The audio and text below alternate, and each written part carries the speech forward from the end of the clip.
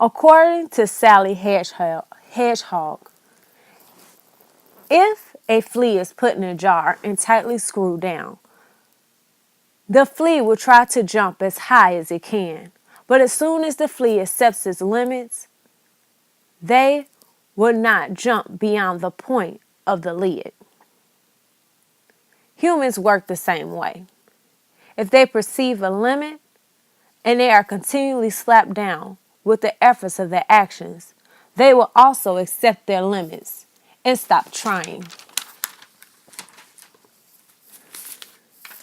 Like the fleas in a jar, it has been understood that many of the members of the community, the parents of the students, and even the students themselves feel as if this issue regarding the school closing is too much for them to change.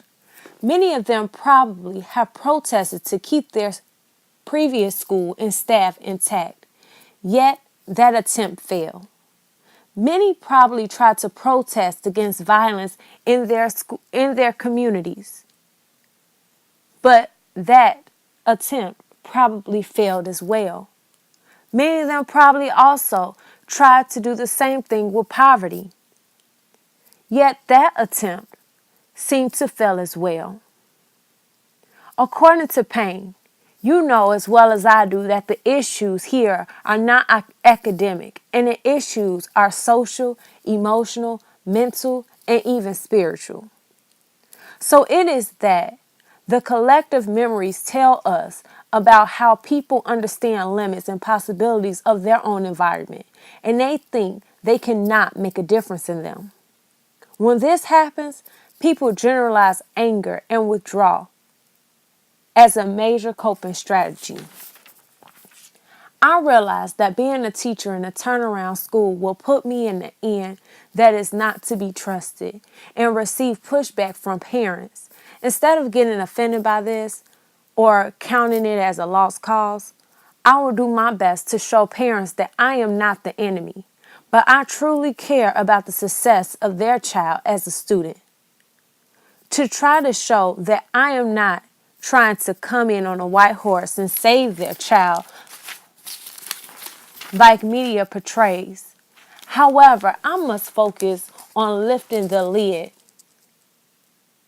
of the metaphoric jar that has been placed on them years after years after years. To do this, I will first focus on communication. According to Payne, we should be more interested in the parents becoming a part of the solution. And I truly agree with this. Yes, there are parents who have been beaten down by life and poverty, and it is hard for them to support their child. But there are others who aren't and just need support and to be challenged. I want to be there for my parents just as much as I do for their child. With this, I will do my best to communicate with parents and discuss the positives and negatives of their students academically and both behaviorally. I will also welcome the parents into my classroom and show them that they are needed to make their child's learning a success. I will do this by actually going out and reaching out to the parents and showing them how they can work with their student and providing various ways for them to work with their students at home and even opportunities to work with their students with me if need be. In addition to this, I want to make sure that I am constantly learning as a teacher. According to Kimishiro, high-quality teachers are those who have learned not only the subject matter, but also how to teach the subject matter. This means I have to be open to learn how to work with my co-workers. I need to constantly learn by observing, going to PDs, inside and outside of school, and reading articles on new teaching techniques. This is a must for me in order to not become what I am replacing in turnaround schools that have been considered to be failing. In addition to this, I must build my students to become men and women according to Payne. I will do this by carefully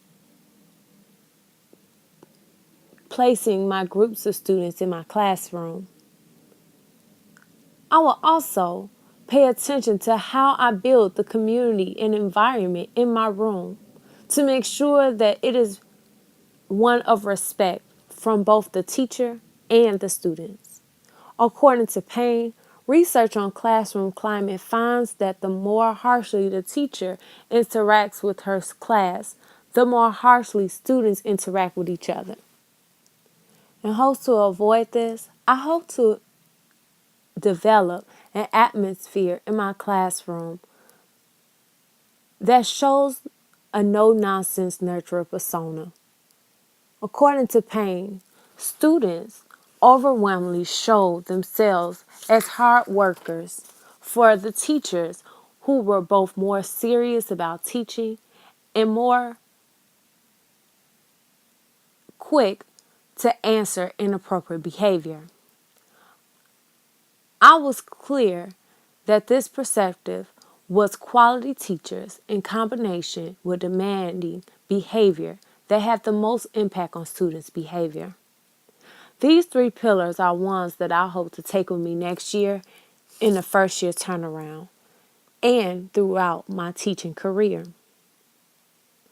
Therefore, with this, I feel that I will not become what I am trying to replace. I may not be able to change everything that affects my students, but I can start by showing them that there is no jar, there is no lid, and there are no limits for them.